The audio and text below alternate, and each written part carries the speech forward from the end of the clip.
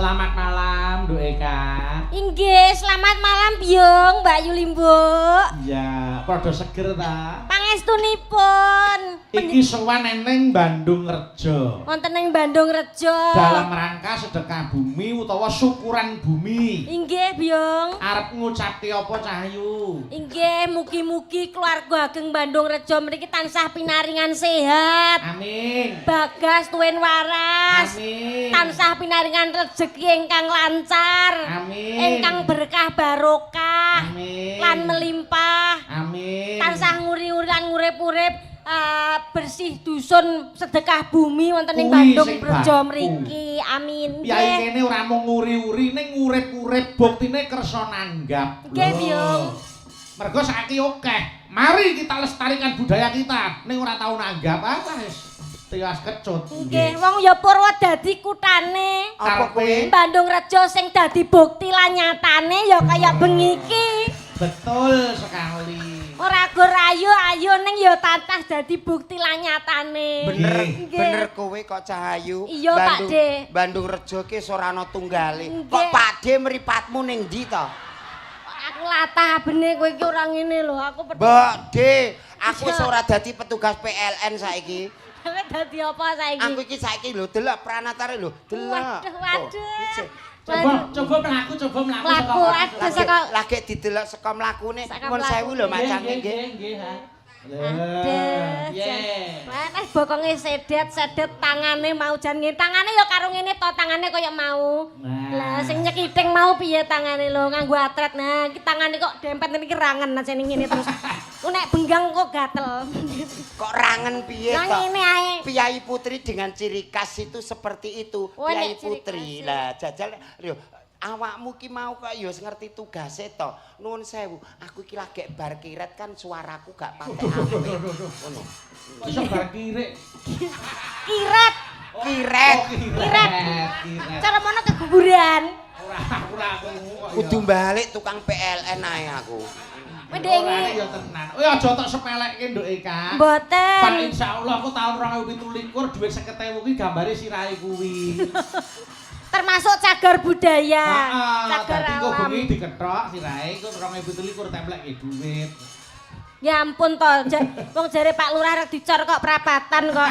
Iya, gitu lak Pak balak. Tresno. Nggih. Diketok kok prapatan iki kok nek aku ra ndendas. Ya kok ganti ndas rek. Nek sirah nek wahing piye.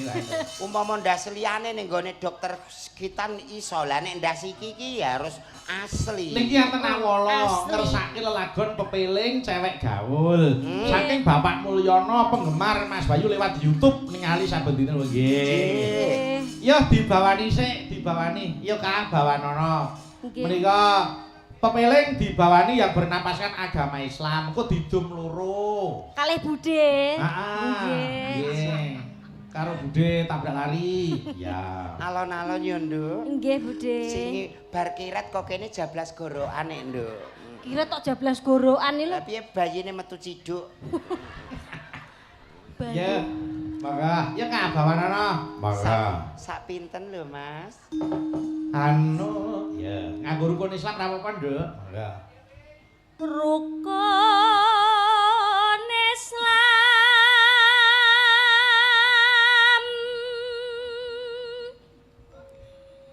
kang lima puniki Suarane apik, larase pleng ya ta, cakepane cetha, entuk bonus 100.000 rupiahnya Nduk, enggak awakmu iki. matur nuwun Byung. Waton Nggih. bawamu becik, suarane Nggih. cespleng entuk bonus 100.000. Alhamdulillah. Enak kok. Ya. Entuk bonus. Heeh, yo, Nduk. Wong mergawe iki nek tenanan nyambut gawe itu dapat bonus. Ya lak ya saka pangestumu sing ngajari lak ya awakmu. Ijono. Lanjut, Kak. Katindakno mring para sasama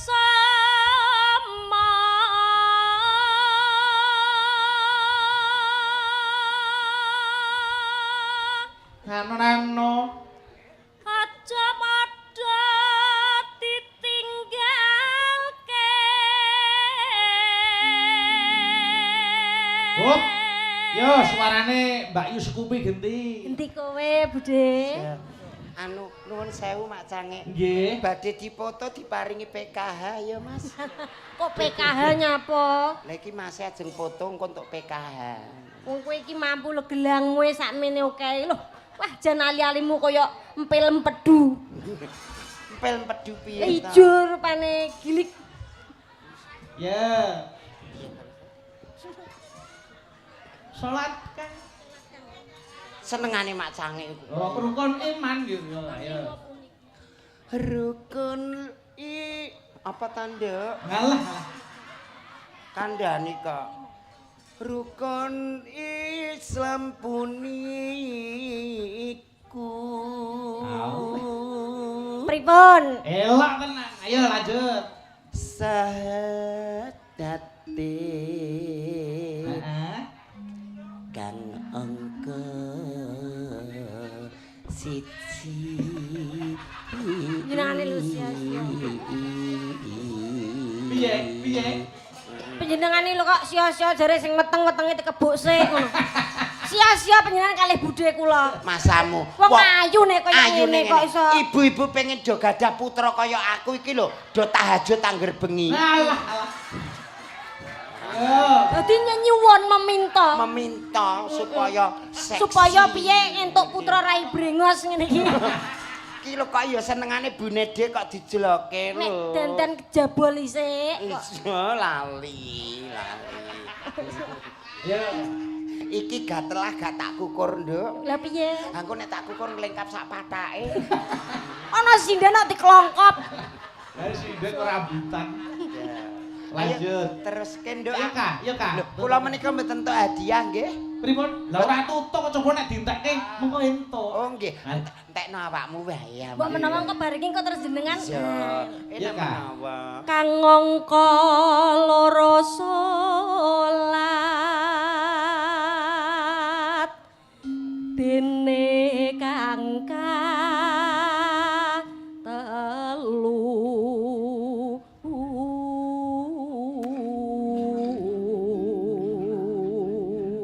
Lanjut. Ramadan nindakno poso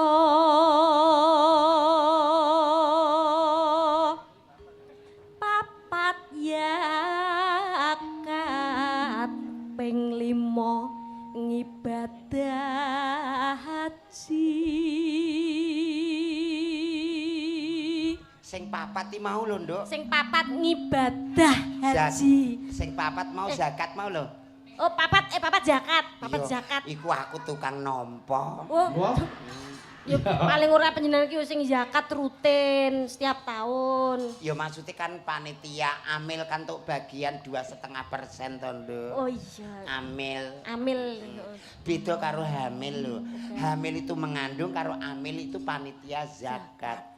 Gitu. Iya. Iki apa nekuk larane ra karuan.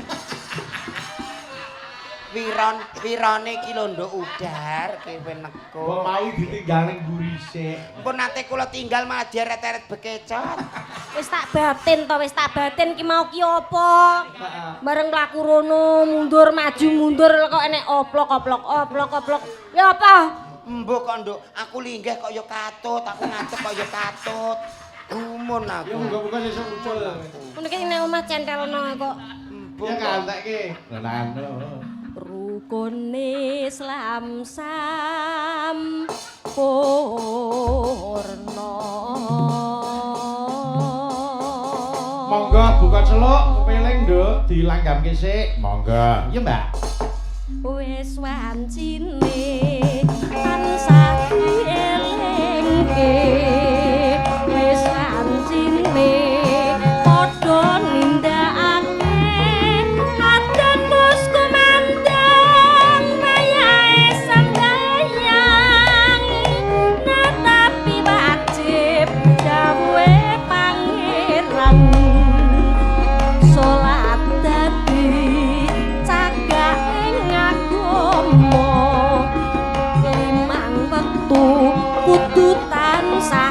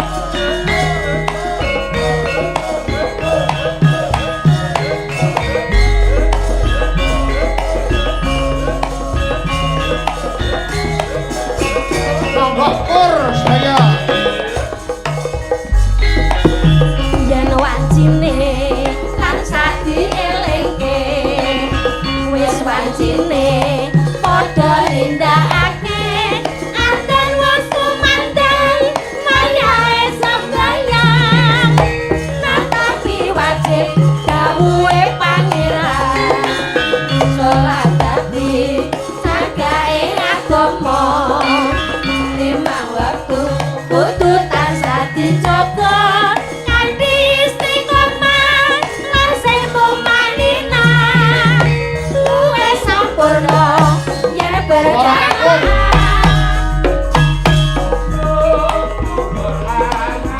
Putri Salat saya tingatake tindak mungkar.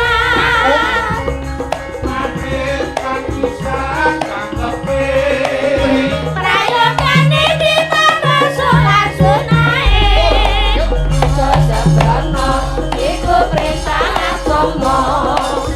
Elingono ning donya mun sedhela sabar lan tawakal pasrah sing kuwasa. Yen kepengin besok munggah juar.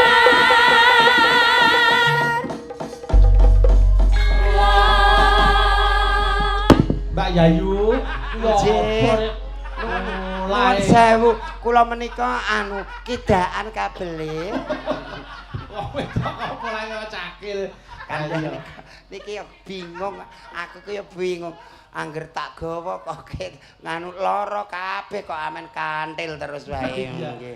Nggih, Mbak Yayu. Nggih. Gandeng mriki niku piyai sing agamane kuat. Kudu dielingke yen to Njeng Sunan Kalijaga kala mben dados dalang tuwin yasa gamelan, nggih ta? Nggih.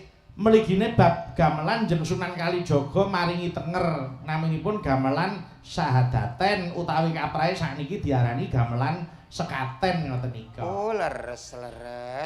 Miturut sejarah ingkang kula tampi rikala Yes, semanten gamelan sahadaten utawi gamelan sekaten dipun tabuh wonten ing Masjid Agung Demak. Nggih. Para masyarakat sing seneng marang budaya Jawa kepengin ngrungokke suarane gamelan kalih kepengin ndelok sing nabuh gamelan. Leres. Arep mlebu masjid dicegat kali Njeng Sunan Kalijaga. Gandeng ana sing saka sawah, ana sing saka pasar. Kali Njeng Sunan Kali kowe nek arep mlebu ya kudu resik-resik awak dhisik. Sesuci dhisik, nggih ta? Engko nek wis sesuci kowe lagi mlebu masjid ning ya kuwi ana syarate nek arep ngrungokke gamelan. Syarate kudu maca syahadat. Secara tidak terasa sapa sing wis mau syahadat niku wis ngrasuk agama Islam. Leres. Mila lajeng Njeng Sunan ngeparengke para masyarakat sing kepengin krungu gamelan. Lah, mliginipun Mbak Yayu, Dos pundi? gamelan niku dening Njeng Sunan ana sing diwenehi tenger gong. Gong niku dipun tegesi agung. Menika nuduhaken menawa Gusti Allah niku Maha Agung. Mila gong nika kaya gamelan sing gedhe dhewe niku gong niku. Leres. Terus enten kaya gong ning cilik-cilik niku jenenge kempul. Kempul dos pundi? Kempul menika dipun tegesi kumpul utawi nyawiji utawi manunggal. Yen wis padha ngakoni menawa Gusti Allah niku Maha Agung, nuli padha kumpula manunggala ayo mlebu masjid nindakake sembahyang bebarengan utawa berjamaah. Nggih. Terus wonten malih gamelan sing digawe saka kayu jenenge gambang. Tegesipun wis gambuh oleh nglimbang. Yen wis gambuh lan cocok oleh nglimbang sing sak temene Islam ngono nyelametke uripe menungsa ing donya lan akhirate nuli padha ngrasuk agama Islam. Mergo Islam ngoten ngajak tumuju marang kabecikan. Leres Mak Cang. Lajeng wonten malih gamelan naminipun bonang. Ingkang dipun tegesi ora bojo lan wenang. Tembung ora bojo niku wis nuduhke menawa Gusti Allah niku ora duwe bojo, ora duwe anak lan ora dianakake. Mila tembungipun lam yalid walam yulad walam yakul lahu kufuwan ahad. Lan malih Gusti Allah niku gadah wewenang sing tanpa winates. Terus wonten malih gamelan jenenge kethuk. Kaiket dening pernatan sing wis mathuk. Pernatan mathuk niku wujudipun kaidah-kaidah utawi aturan-aturan ingkang gumathok wonten Quran. Mila piyai mriki gesange utawa sugenge ayem tentrem merga gondelane agama. Leres menika. Alhamdulillah wis katur pepeling. Wah, niki nawala akeh banget kok Mbak Yayu. Nggih monggo dipun waos riyen Mak Cange. Jenengan bareng ngendikan kempul kados pundi gong kados pundi ibu-ibu werdine kuwi artine kuwi biyen iki pancen ngono kuwi ngoten nembe pirsa dawuhipun para sepuh ingkang kula tampi kados ngaten mulane kok setiap napa sinden badhe nembang menika mesti tintingane ngangge gender. Apakah arti dari gender Mbak Yayu? Yen ora tegen liyane glender. Oh ngaten. Dadi wong urip kudu tegen ben ora glender ngalor glender. Nggih leres-leres. Nggih, terus apa neh Mbak Yayu? Kendang. Napa sing dadi karepe kendang? Kendang cancut tali wanda muja hasta wengersaning Gusti supaya uripe dimen mboten rugi. Oh nggih. Nggih. Terus apa neh barengna terus demung. Teruse diwaca riyen surate mengken nggih. Nggih to mungkin kula malah gentenan mungkin iya. Kok niki wonten sing ngersake selawat Tondo Ati lumbung desa Lesung Jumenglung kalih Sesideman. Kula manut mawon. Nggih, tak aturke Sesideman rumiyin nggih. Nggih leres. Aku tak nyuwun tulung karo Mbak Dita Intawati sing saka Banyuwangi. Piyayi Banyuwangi. Mataram-mataram turut. Ayo Kak.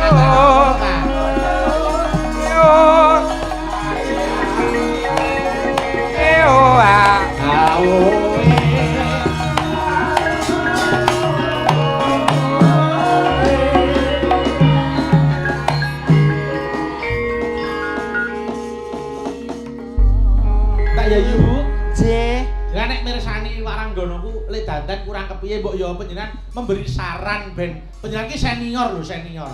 Sedaya sampun sampurna anggonipun ngagem IC12 on lan samu kalire niku sampun apik-apik pun sae-sae bocah sakniki pinter dandan. Iki giwangmu iki kurang minggir sithik ngene iki iki. Kalungmu pas tengah. Nah, wis ayu. Ora awake dhewe nek dandan ki yo niru Dwija nek awake dhewe. Lah iya to, Nduk. Budhe Scoopy. Lah ya to kelek dandan nganggo simer-simer nganggo ireng shading iki. Iki jenenge shading. Oh, kene iki lho nggone ireng iki lho. Shading. Lah kok rontok iki areng apa-apa kok iso. Oh, iki upil iki. Kok ngregetake. Lho Mas aku kok ya kaya enek anu gogrok kene. Upil. Lah ya nek wiran iki pas. Lah wiran iki pas. Wiran iki pas rondone tiket. Kaya ngene. Lah iki nah. Lah iki rumangsaku gak pas blas. Iki yo pas iki nek mbok demek pas. Iya pas ning tengah wirane. Pas ning tengah ngene iki bener. Bone Mbak Dita kan iso rapi mengisor. Lah kok rodok mendoso. Lah iki ana harta karune. Gendut Dita iki nek dandan wis pantes kewes ayune ra karuan lho. Kaya nommu mbiyen. Nomku mbiyen ndek urung manak ya ngene iki kok, Nduk. Sak ploke saiki metu tremos kuwi ngene. Iya, kok metu tremos to ya. Magicom. Nah ya alhamdulillah ing atase putrane pun pinten to, Mbak Yayu? Kula menika wonten 3. Oh, menika menungso sedaya. Lho, nggih menungsa sedaya to. Ingkang setunggal wonten rumah sakit, ingkang setunggal wonten Koramil, ingkang setunggal wonten kantor polisi. Luar biasa. Luar biasa. Patut dicontoh. Karire aja kok mbok contohi. Lah pripun? Sing rumah sakit. Dokter paling ora. Dokter apa perawat? Lho, teng rumah sakit, teng Koramil kali teng kantor polisi niku ngojek. Ora apa-apa niku ya halal kok ya. Oh nggih, halal. Nggih. Ngojek iki dhisikno sik ngono lho. Panggone ning kene. Ya ora kaya penasaran. Iya, dibawani sik. Monggo wiwitane. Nah, bibar menika to Mbak Yayu. Mangke kula nyuwun kanthi sanget menika awit saking panyuwunipun Pak Kades, Pak Dandim kalian Pak Seng mangke diaturi pinarak wonten pepanggungan. Ngaten nggih leres. Nah, yo diaturke sik bawane Sesideman. Monggo. Yo Mbak Dita. Wiwitane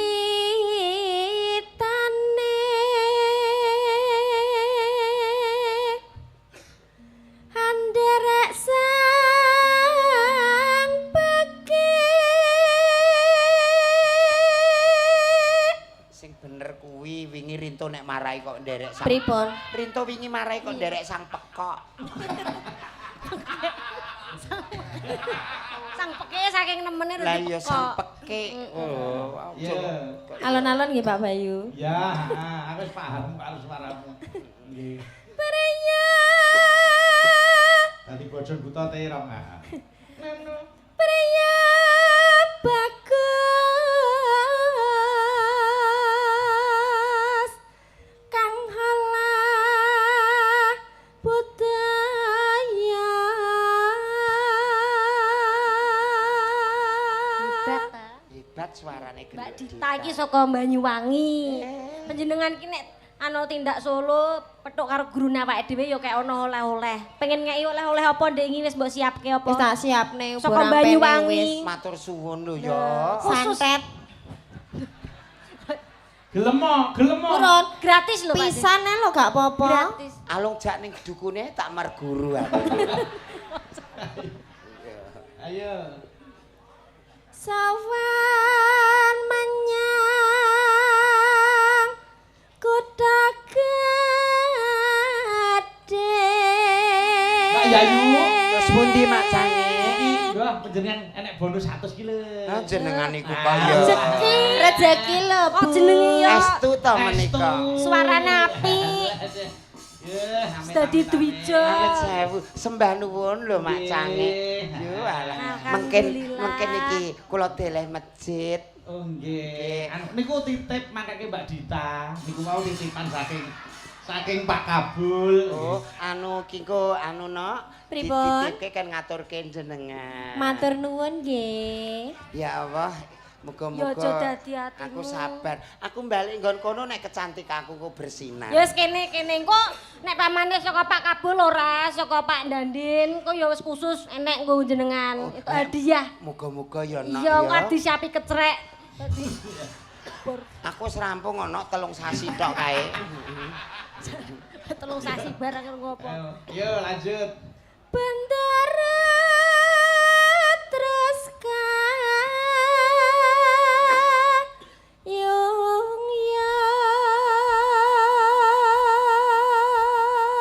yon Nano. selendang kuning kang saking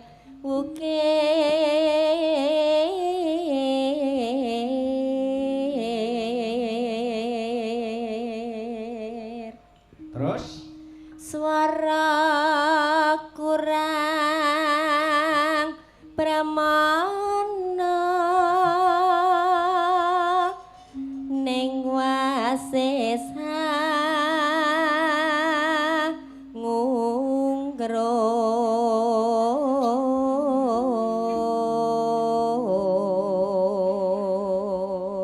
nano. hangung romarang bendara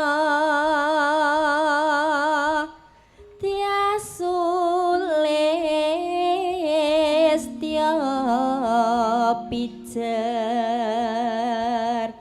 ngincangake halis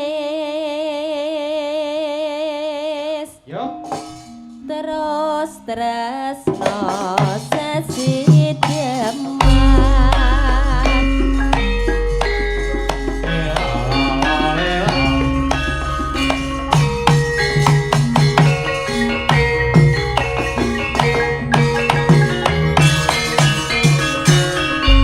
Yo, Mbak. luwe becik patenan timbang papisahan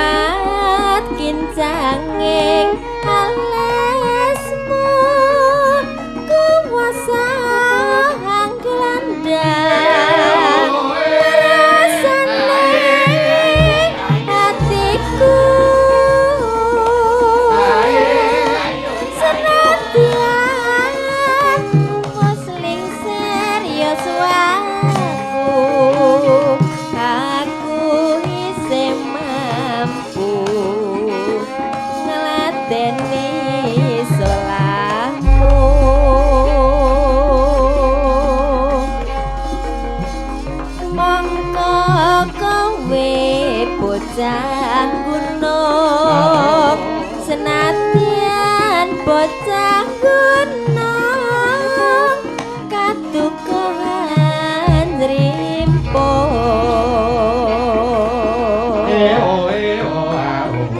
jiwa ragaku kak kurang kehormatan mamperong rubuh ngarapinjo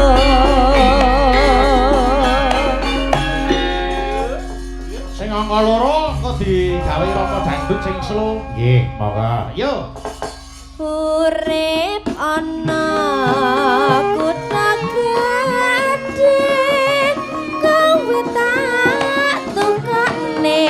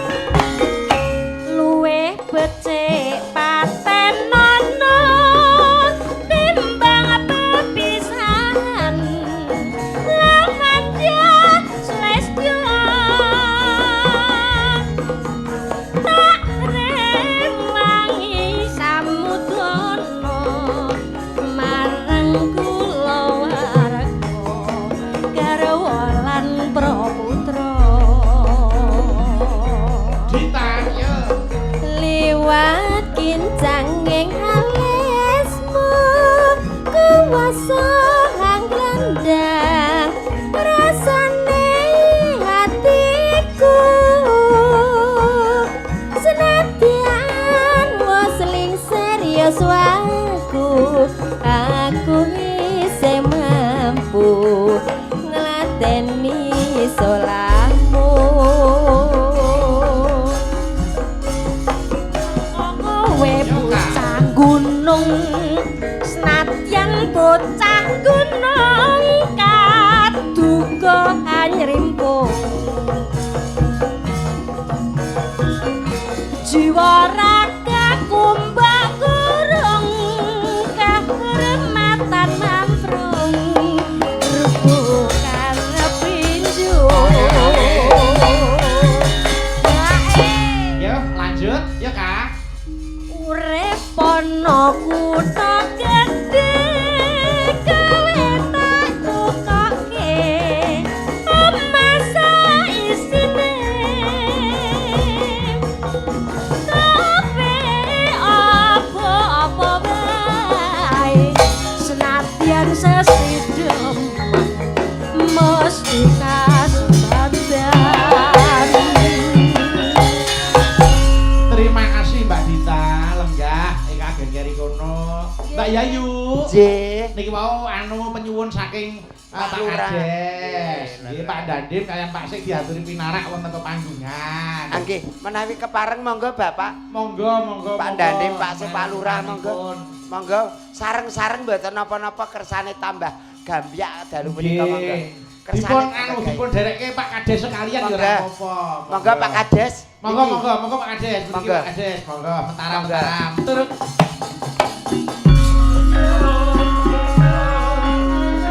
Monggo Pak Kades.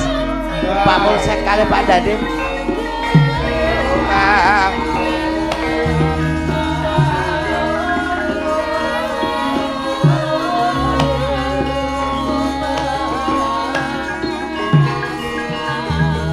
belarak Monggo.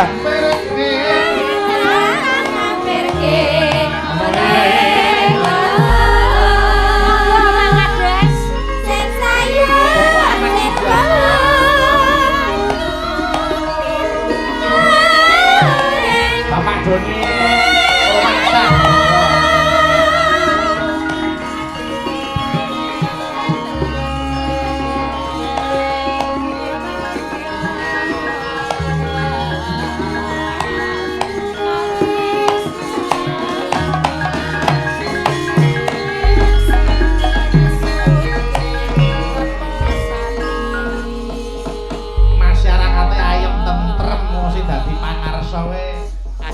priyaine budaya budaya.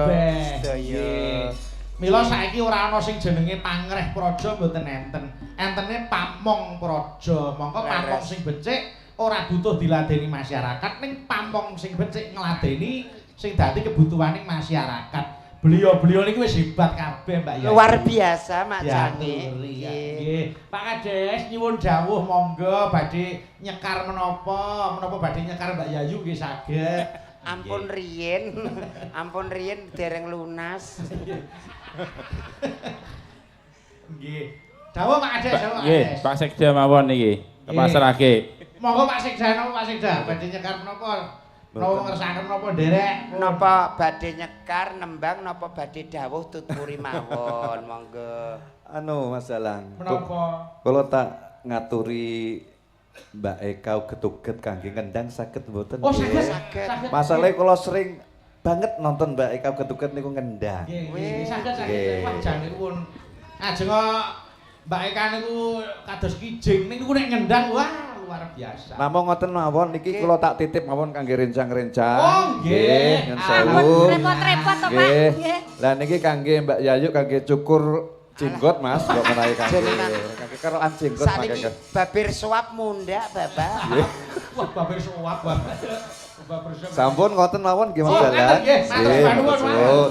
Monggo Nggih, Mbak nggih, Eka. Matur nuwun, Pak Pak. Nadim badhe dawuh napa, Pak Nadim? Monggo. Mboten napa-napa. Oh, mboten nggih.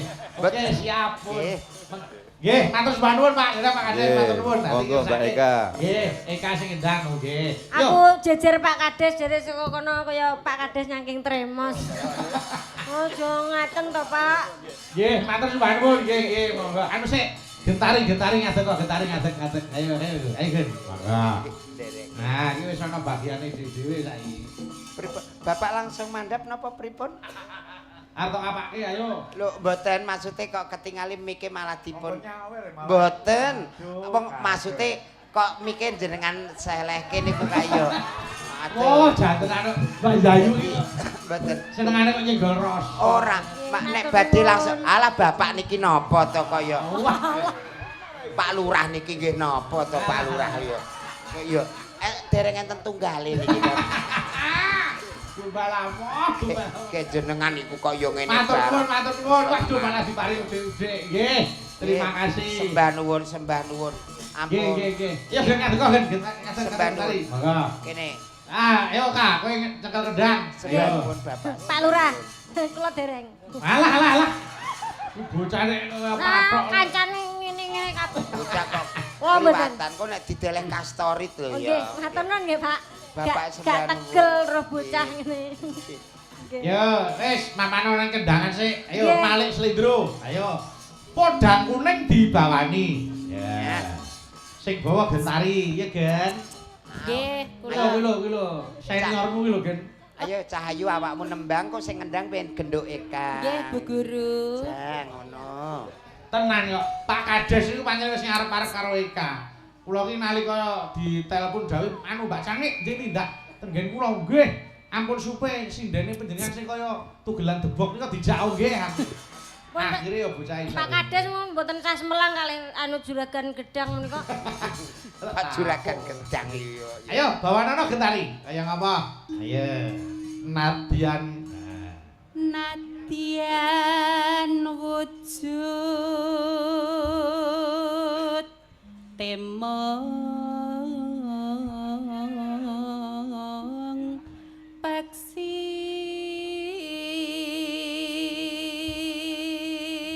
Nah, sing boyo kudu sing berpeksi.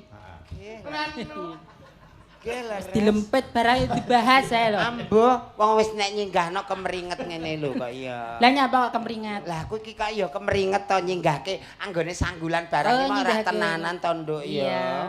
Ya. Tenan.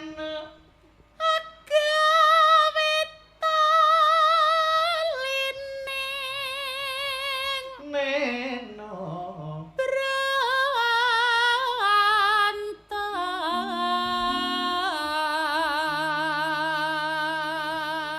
Alon-alon suaramu ben apik nggih. Nggih. Pun Bude tabrak lari nek Mbak Gentari niki miturut panjenengan. Ah, Alon-alon.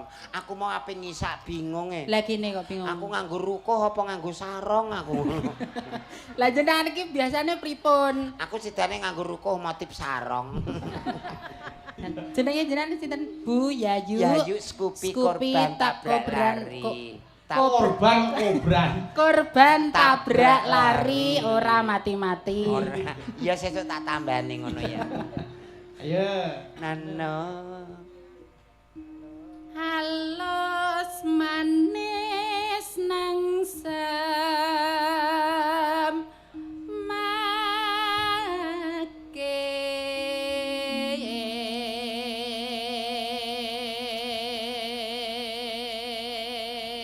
Nunano.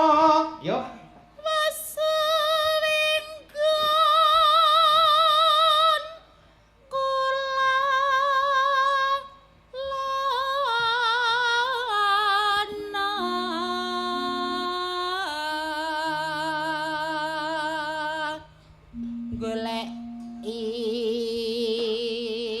Aja ngene to, Nok. Lah kan aku goleki. Lah iki kan wirane nggon kene to, Nok. Pak angel to angle sinden siji ki rumah aku. Ha iya. Ayo. Si podang pita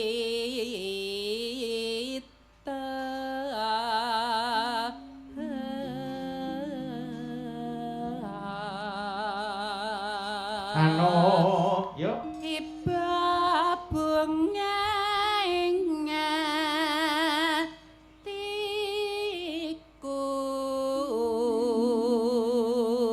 atiku nyanding bisa dadi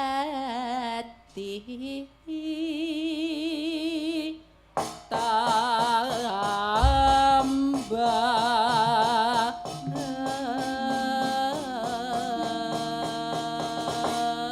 Yayu. Tes pundi? Eka dites sik kendange mang. Ayo dites. Ayo. Jajal sik. Jenengan lak guruku. Ya, sing seragenan piye, sing langgam piye dites siji-siji ayo. Nganggo Ayo, coba. tes kendange sik. Ya, ayo. Nanti dicoba sik. Delantak kuntak. Ayo.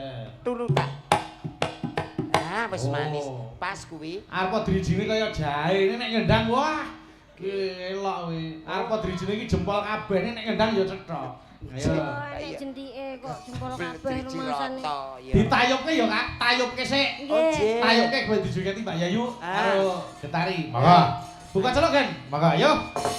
Esuk awan ning omah wis ora krasan keluyuran anggoleki sing tak sayang mubeng nimbaranggon goleki Oh. ora krasa esuk awan nganti wengi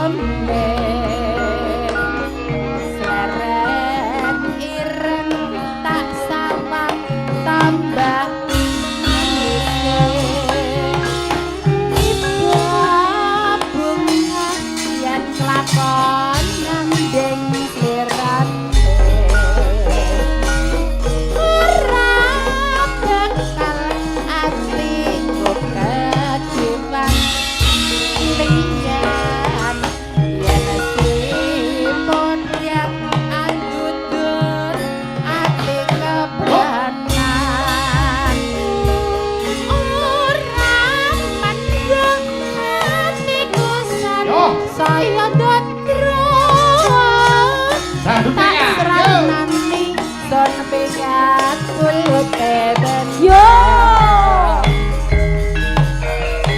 Nyokek Mas yo nyokek yo.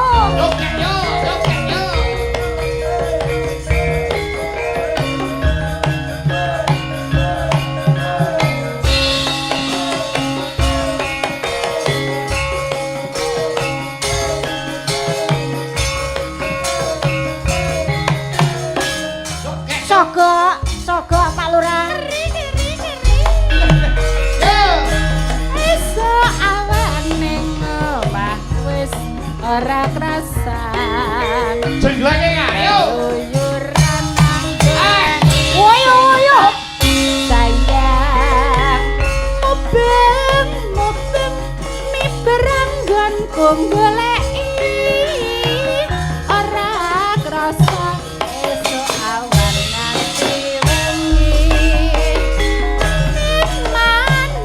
man yen nganti liya kang nyayang kleyang tak sawang nengkok ning hepang deden jangan tak rindik saka katuban sarwi ngoceh dheweke malih besokan elok gawe tak jaluk mbak aja ngece podang kuning agawe pikirku gemeng seret ireng tak sawang tambah manlise ibu bunga yen kelakon nyanding slirane ora bakal atiku kekiwang liyan